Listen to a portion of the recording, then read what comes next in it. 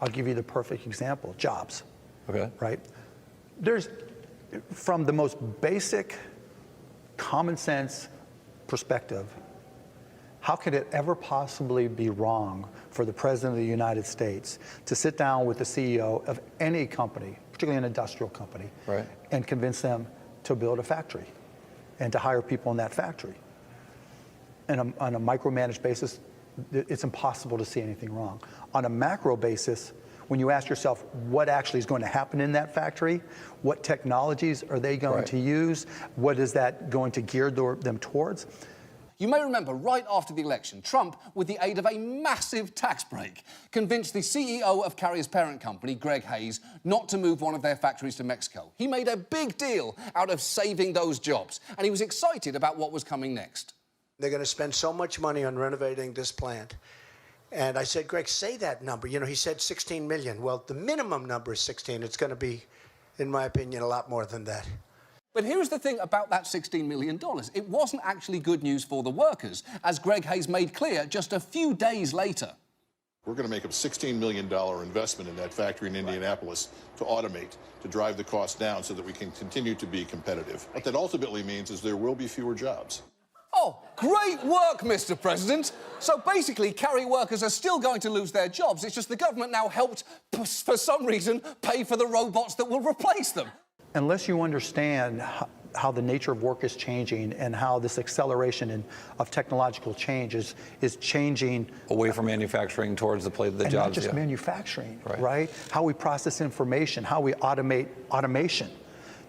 The point being that I'd be willing to bet every single one of these companies that are building these factories, those factories, and they still should do them, right? And I think indirectly he's benefiting those companies on a macro basis, but from the macro basis for the whole country, benefiting those companies, but on the macro basis for the whole country, every one of those companies that are going to be building new factories, their net employment is going to be lower once those factories are built than he even anticipates. The new factories will have robots where they had humans in the past. And they're just pushing them towards further automation, right? And further use of deep learning, machine learning, et cetera, right?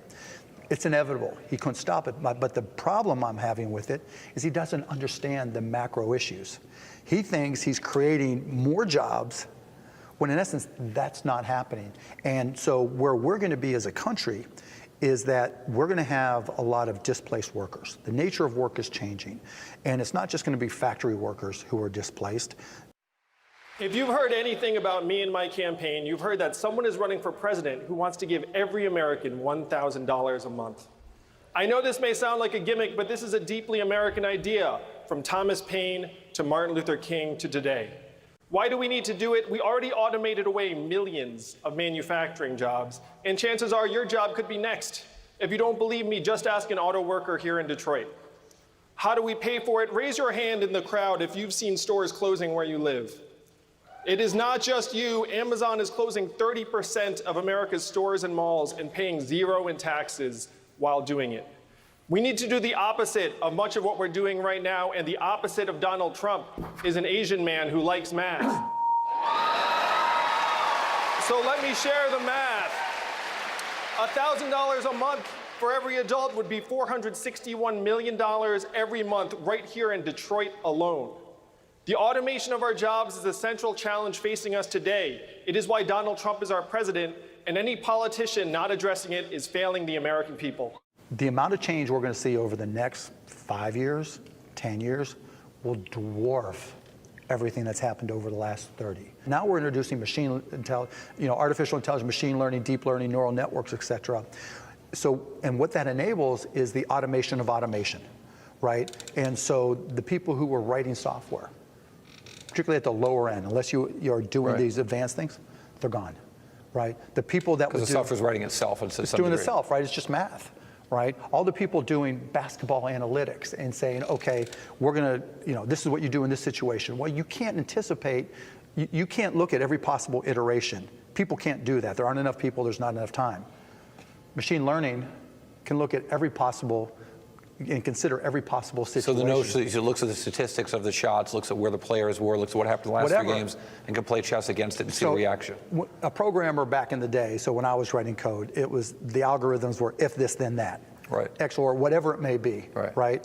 But you had to guess. Right? You had to use your best instance. And then it got smarter and smarter and smarter, and libraries to do bigger and better things.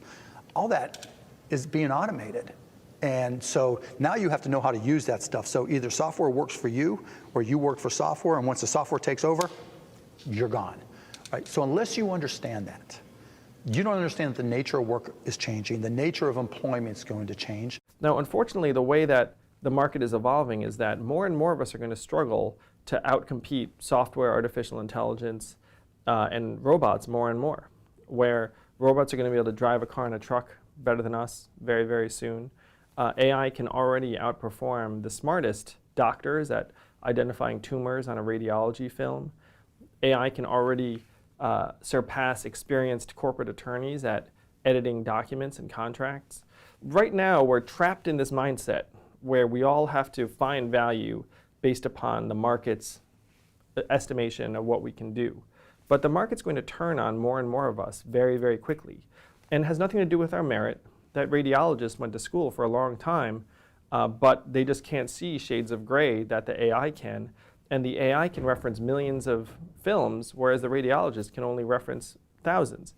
And so we have to start evolving the way we think of ourselves and our value in the society. If we rely upon the market, we're going to follow the market off a cliff. And we can already see that the market does not value many of the things that are core to human existence, like caring, nurturing, and parenting and caregiving. And I use my wife as an example. My wife is at home with our 2 boys, one of whom is autistic, and the market values her contribution at 0, whereas we all know that's nonsense and that her work is incredibly valuable and difficult. It's not just the caring and nurturing roles, it's also arts, creativity, journalism, increasingly volunteering in the community. All of these things are getting valued at 0 or near 0 and declining.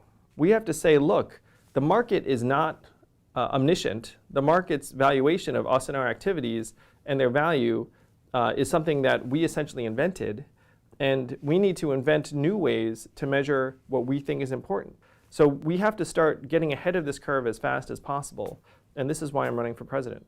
And from a business, from a stock perspective, if you're in the Fortune 500, if you're an S&P 500 company, if you're in the Dow 30, right, if you're one of the bigger companies, you already know this. And in talking to a lot of these big companies, they know their workforce is, and given the supply and demand of stocks, the supply is shrinking, and the demand is going up just as the economy grows. That's probably good news for stocks over the long term, but it's bad news for employment, and it's bad news for people who are disrupted. Well, and that's part of the thing, right? Is that there's a time when GM was the largest employer, and the companies like GM was what employment looked like. If Facebook's what it looks like, the revenue per employee at Facebook is infinitely larger than any automaker could ever make or any manufacturer could make. The difference is the time lag, right? The timeline. So what took 20 years before and then became 10 could be 5 or 3. And so when you start getting that massive amount of disruption in employment, what do? That's the whole thing he ran on, right? We're going to get you jobs. And if you last 4 years, right, the whole nature of employment is going to change. There aren't manufacturing jobs coming back. There aren't more coal mining jobs coming back. No matter what you do to the EPA, a lot of these jobs are going to be gone. Now, there's still physical things. If you do infrastructure, you can kind of, buy some time, right, spend more, get temporary jobs to build roads, build bridges, which is all fine and good, right? I think you can get a return on much of those things. But you're going to have to recognize that there are going to be more people out of work. So to me, the fundamental shift that we have to start getting our arms around is that certain people's labor is not going to be worth enough for them to make the kind of living that is required for them to live what they would consider a good life. Look at truck drivers as an example, because I use them because they're the most clear. So you have 3.5 million truckers making about $46,000 a year. And that it's a punishing job. They're behind the wheel of this truck for up to 14 hours a day, and they're away from their families 4 days a week, and the rest of it. But their market value, with the market of their time behind the wheel, it's about $46,000 a year. Now, if 5 to 10 years from now, my friends in Silicon Valley come up with trucks that can largely drive themselves, and then we're going to go to that truck driver and say, hey, turns out your market value, like your time behind the wheel, it's not 46,000 anymore. It's 26. It's 0. It's like whatever the number is. And so there's like a change building up in our economy that the freedom to trade your labor for money to make a good living for yourself, that's actually going to end up breaking down in more and more situations where that truck driver is no less willing to trade his time. I mean, he still wants to do it.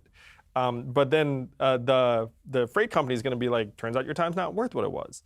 And it's not just the trucker. It could be a radiologist who makes hundreds of thousands of dollars, and they interpret radiation films, say, I'm very willing to do this. Like, I like getting paid hundreds of thousands of dollars. And then we say, hey, turns out that AI can see tumors you can't, can refer to millions of films, not thousands, can see shades of gray that are invisible to the human eye.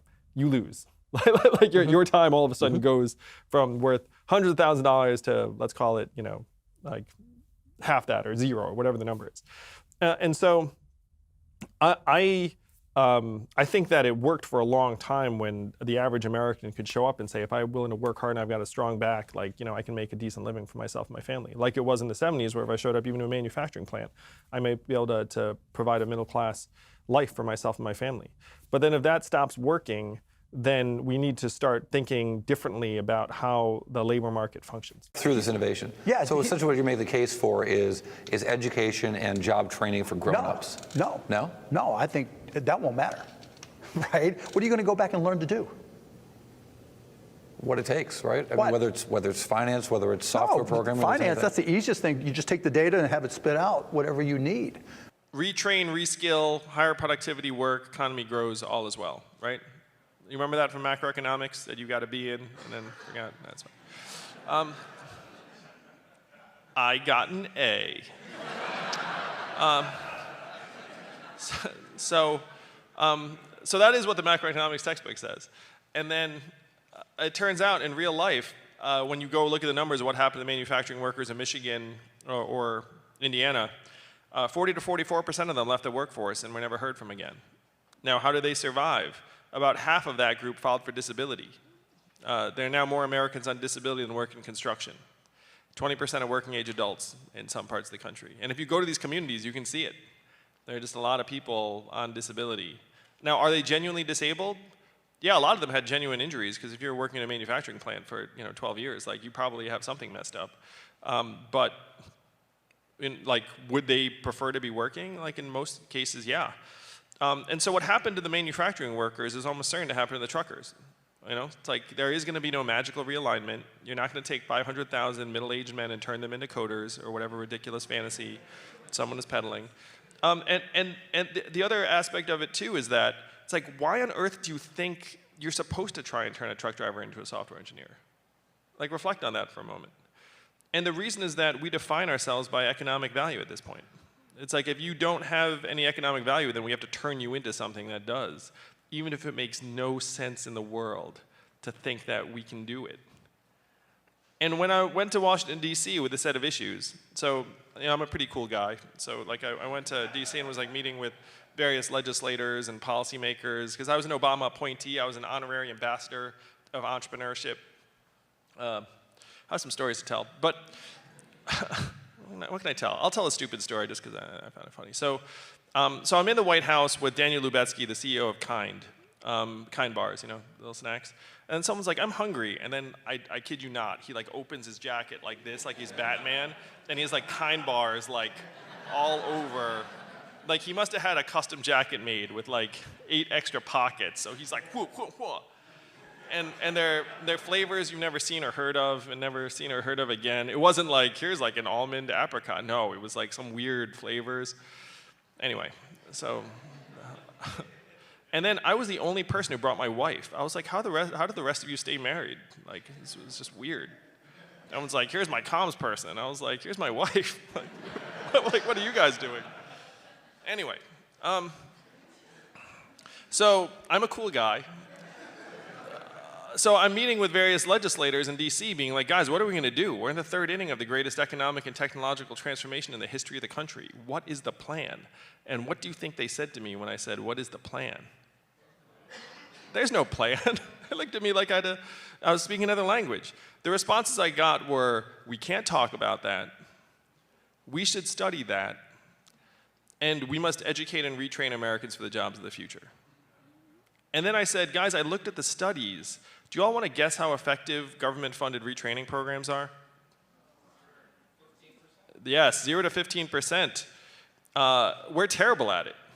And so then when I said, we're terrible at that, then the legislator would be like, well, I guess we're going to get better at it then. And then they'd just go back to their lunch. And I'd just be like, holy shit. Like, is this what passes for thinking, at this point? Are we so far gone as a country that we're not even reckoning with the fundamental changes that are devastating our communities? Yeah, that's where we are. That's totally where we are. Right. I personally think there's going to be a greater demand in 10 years for liberal arts majors than there were for programming majors and maybe even engineering, because when the data is all being spit out for you, options are being spit out for you, you need a different perspective in order to have a different view of the data.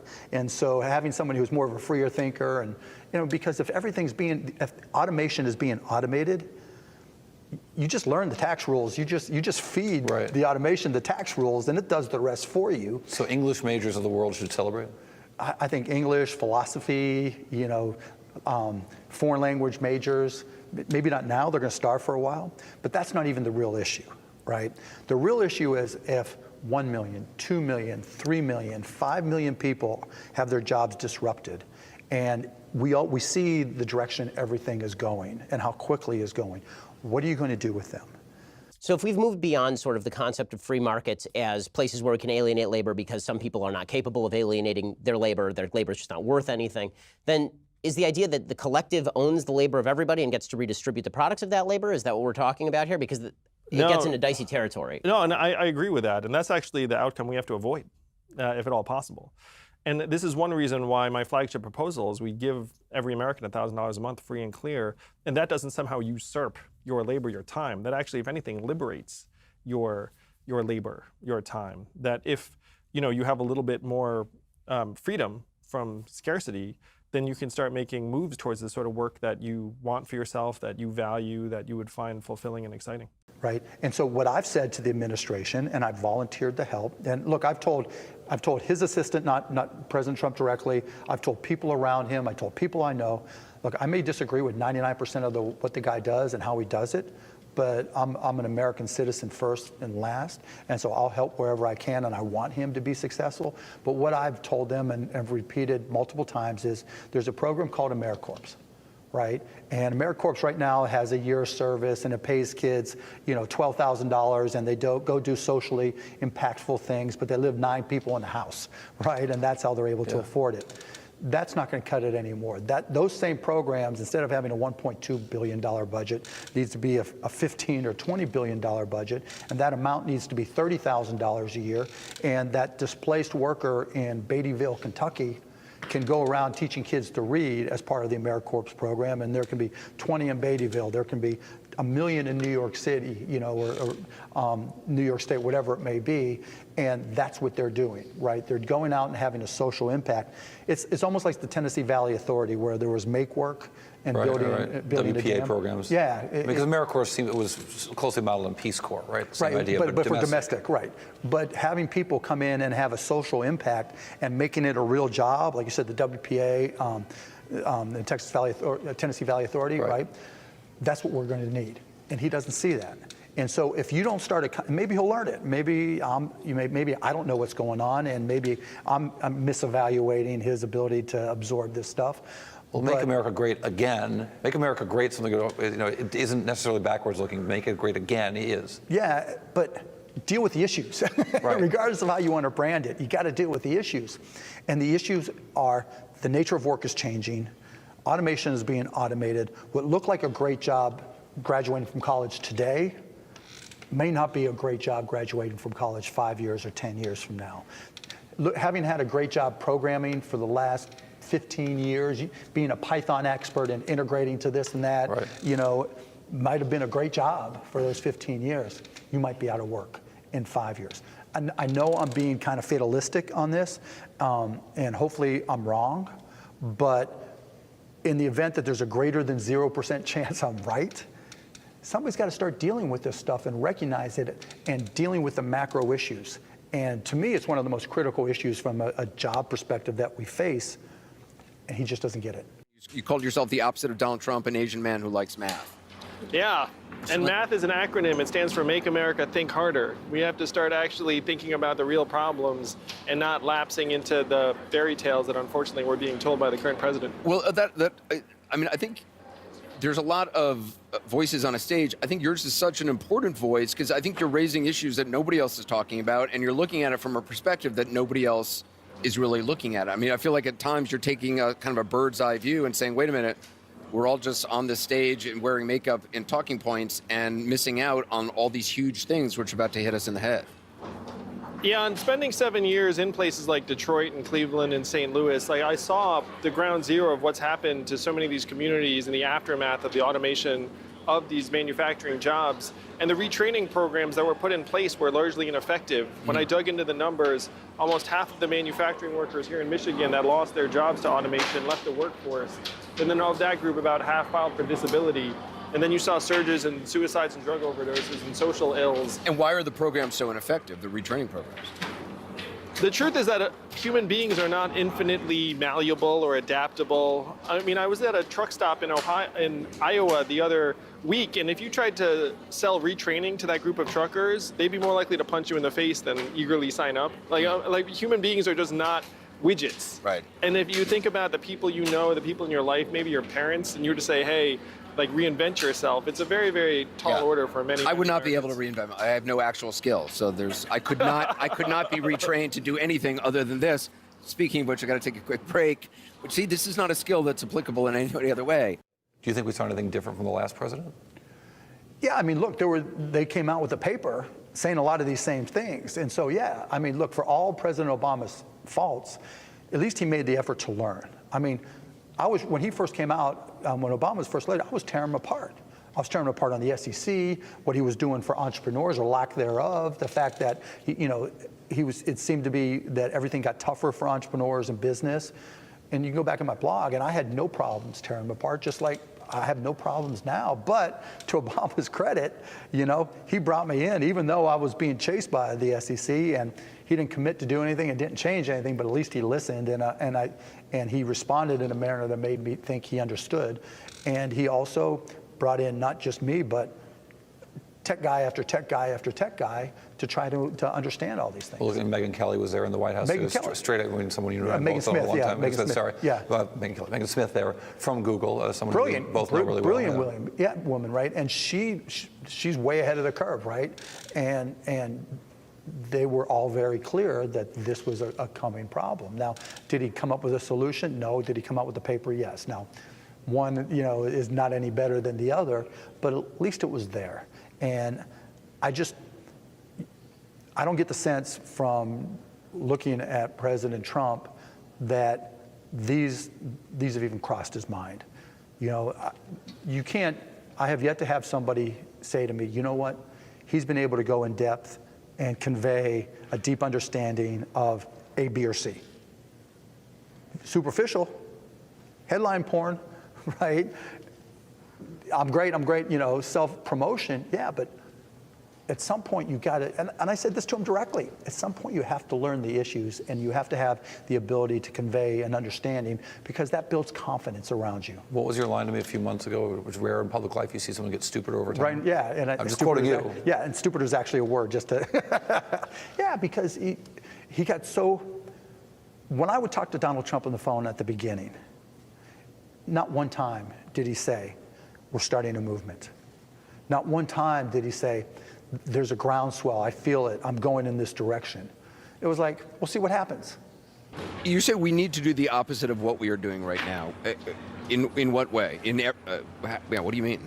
So Donald Trump came and said, look, there are all these problems in our communities, and so what we need to do is we need to turn the clock back, we need to bring the old jobs back, we need to build a wall, and I'm saying we need to do the opposite of all of these things. We need to turn the clock forward, We need to evolve in the way we see work and value in our society. And we need to stop trying to bring the old jobs back. We have to start putting more value into Americans' hands so that we can start creating the jobs of the future. I thought it was so interesting. You said, and I want to make sure I don't get it wrong, about changing the measurements of the 21st century economy.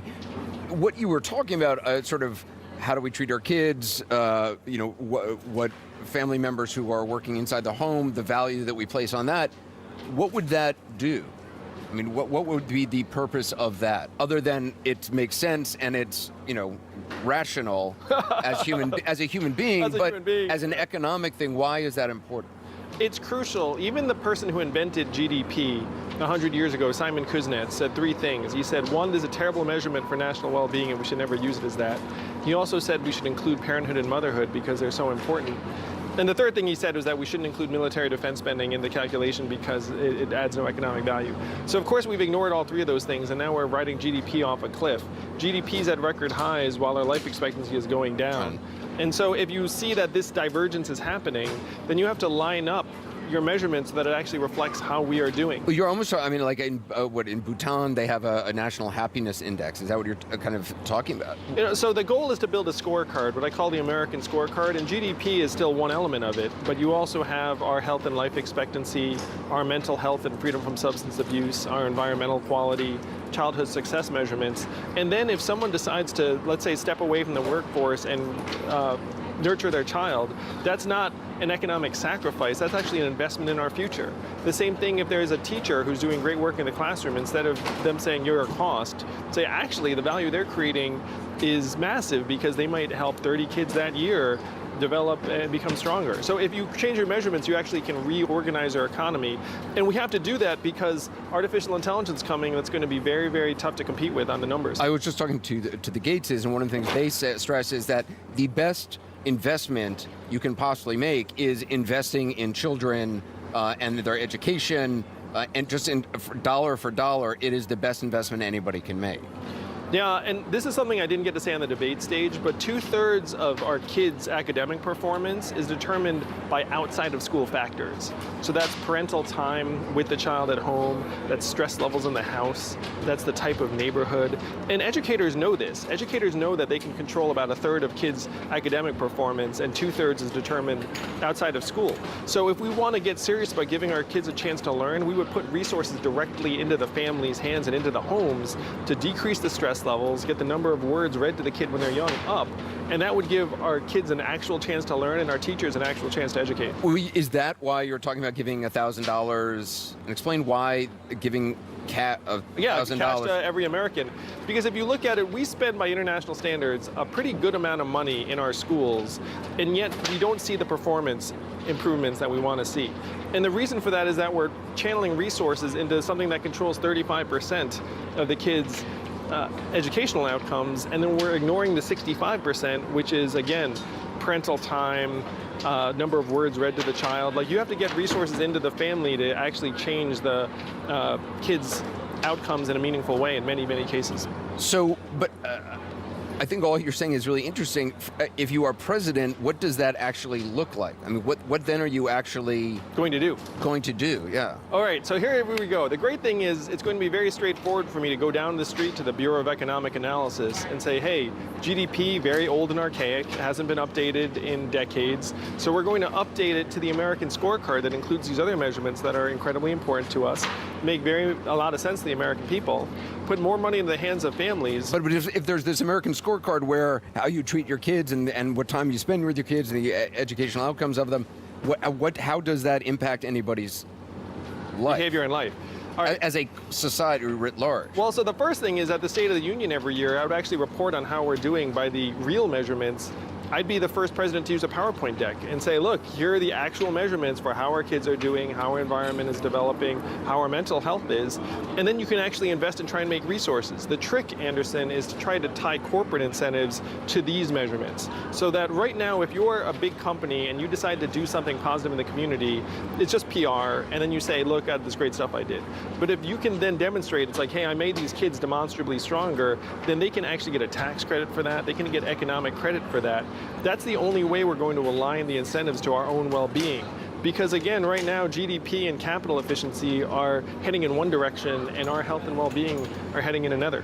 I feel like I understand only about a quarter of what you're saying, but I find that quarter incredibly interesting. Oh, good. Yeah, so I'm just acknowledging my own stupidity and your intelligence. I know others have a question as well. No, but well, I'm interested in the automation issue because I think there are huge things going on, and you've said so, that really almost don't get discussed in this debate. We're discussing an economy that's vanished, and we heard a lot of discussion about trade tonight. How much is employment at risk to trade policies as compared to or with automation and the threats that automation poses to jobs that exist today? When I ran the numbers here in Michigan and in the industrial Midwest, about 80% of the job loss was due to automation and machines, and 20% was due to trade and globalization.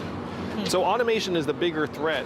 In some of the examples I use that Americans can understand, 30% of our stores and malls are closing, and it's the most common job in the economy to be a cashier or retail worker. The average retail cashier is a 39-year-old woman making between $9 and $10 an hour. So you don't think of that as an automation thing, in that it's not like a robot came into the store and started, taking orders.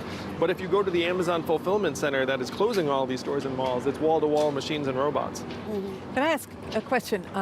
So the automation issue, super important. It is coming. It's not slowing down.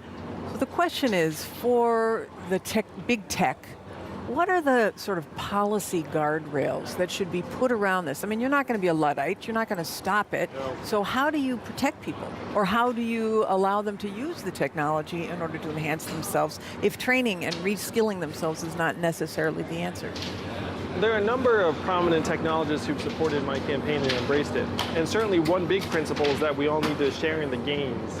So that if you have Amazon, this trillion-dollar tech company, you have to give a tiny slice of every Amazon sale, and ideally every Facebook ad, every Google search, every Uber truck mile, and put it in our hands and help us build these economies that work in our communities. Meaning more than universal basic income, separate from that, or is that what you're talking about? Oh, I'm talking about universal basic income, the freedom dividend primarily, but there are other ways too. Let me just say a couple things. One is just, I cannot tell you how happy I am that you're in this race. been on this. No, I'm serious. Gang, And the reason for that, he has been talking about you for listen, Yeah. the reason for that is Long two time. things, and they're important things. One is, in a crisis, if you get the right answer to the wrong question, you still die. We don't ask the right question, so we spend all this time, trying to get the right answer, sometimes to the wrong question. I think when you point out, and I say this to the Black Lives Matter folks all the time, I'm concerned about the racists. I'm much more concerned about the robots. The robots are going to do much more damage to your community than the racists on any given Sunday, and we're not focused on it. So you bringing this out into the mainstream and making it part of the conversation is so important. I appreciate you. Thank you very much. Thank you, brother. I appreciate you. We got to wrap Yeah, up gang. here. Mr. Yang, thank you very much. Appreciate it. Thank you.